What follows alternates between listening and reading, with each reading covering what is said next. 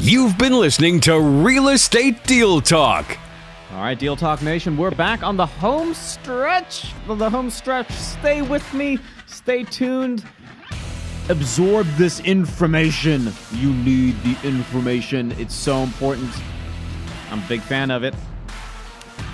We're talking about wholesaling. My guest, Al Beahn from PioneerHomesUS.com, a turnkey provider of residential property in the D. By that, I mean the Detroit, and by Al, I mean Big Daddy Al in the D. Before the break, absolutely. That's right. Before the break, we were talking about wholesaling and some of those initial steps. The first one was to build a buyer's list. I want to make sure that you're building a buyer's list of competent buyers that are actually going to buy time and time and time again. And Al, what was that second step? Number 2 was make sure that it is your deal, not someone else's deal. Yes. The real buyers do not appreciate the daisy chain, and it's real easy to pick up on.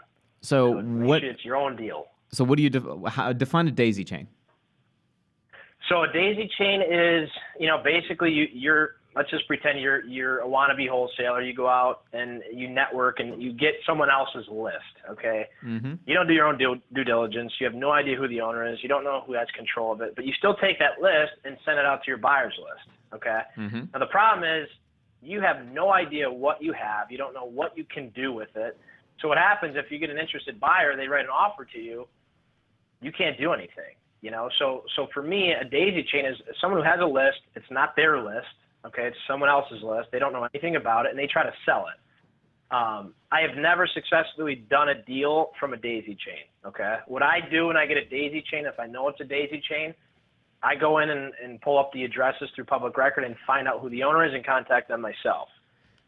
Nobody likes a daisy chain. No, nobody. No one that's in the business that knows what a daisy chain is. And maybe they have a different term for it in Atlanta, but for me, I've always called it daisy chaining. Yep. I don't know where the name came from or who invented it, but it's that's what it is. Yep, that's exactly what it is. That makes sense. So definitely no daisy chain. Make sure that you are the contract holder. So you're looking at putting together then a purchase and sale agreement with the homeowner. So you found the buyers. Now you found the deal.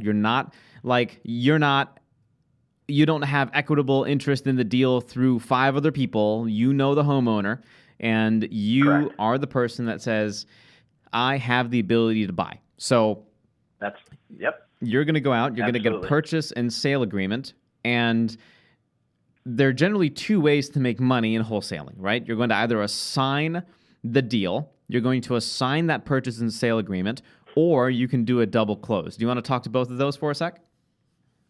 Yeah, absolutely. So, so the assignment is that, the no money down, no money needed real estate, get rich quick, that's what the assignment is. So basically you have a contract with your seller, which we'll call, we'll label them A, the person that will be not number A, but letter A. So your seller, you are B, okay? And then your buyer will be C.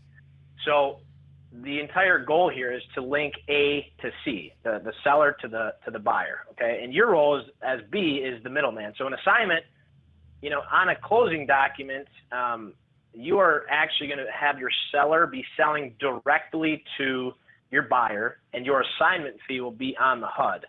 So you have your purchase agreement with your seller, who's A. Yeah. Okay, you're going to have an assignment contract, your B, with your buyer. And the assignment contract basically says, okay, I am assigning my contract with seller to buyer for X fee, okay? So you take your purchase agreement, you take your assignment deal, obviously you get it executed by all parties.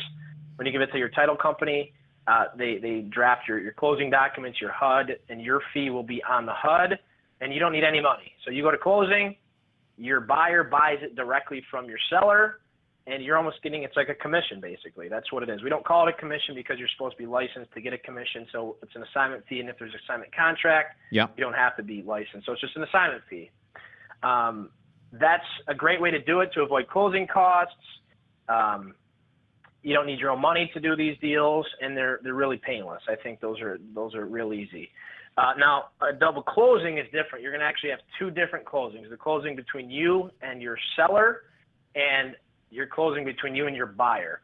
And when you have a closing in this fashion, you're actually going to bring in funds to close on the front end. We call it the front end and the sell end. So you're actually going to have to bring money to closing on the front end. So if it's a $50,000 deal, you have to bring $50,000 to closing. But the cool thing about it is your money's at the title company for less than a day. So you come in with $50K, walk out with $60K. And that's kind of the whole gist of this is making money. The pros of double closing is you control who sees what. Yes. Okay, your buyer doesn't know how much money you make. Your seller doesn't know how much money you make. Yep. Your seller doesn't know who your buyer is. So for me, if I have clients that buy 15 houses a month, I don't want my seller seeing that, right? I want my seller to see me, Yep. and I want my buyer to see me. So that's how you protect your interests. You don't want I've people find this stuff out. They try to cut you out. I mean, It's a cutthroat world. Unfortunately, yeah, it is. It is a cutthroat business. So it is a double so closing true. will protect you from all that. Okay. That is obviously the con of that is you're going to have closing costs. You're going to have probably an average of $1,000 to $1,500 in closing costs. So if your fee is going to be $10,000, you're going to have to back out your closing costs. But for me, if you're going to be doing this long term, you have a lot of repeat buyers. I think double closing is the way to go if you have the capital to do that. Yes. And this works in any city, anywhere. And a quick note before we close out the show, send good information. Once you have a property under contract, send good information to your buyers. Don't just send out a quick email with an address and a price with no due diligence, with no information. That's a surefire, that's a surefire way for your email to go directly to spam. So make sure you have good information, good intel. Purchase price, potential renovation, what's the fair market value, what's the after repair value coming in at, is there a potential rental opportunity here, what are all the exit strategies. So we are here to comment about wholesaling and to talk about turnkey in Detroit all day long, especially as the markets shift. Man, I wish I had more time. Al, thank you very much. Yeah. And Deal Talk Nation, make sure you show him and his team some love. Go to pioneerhomesus.com. Got questions for me? Go to realestatedealtalk.com. Until next time, my friends, happy investing. Thanks for listening to Real Estate Deal Talk, where we bring you actionable investment strategies in today's market.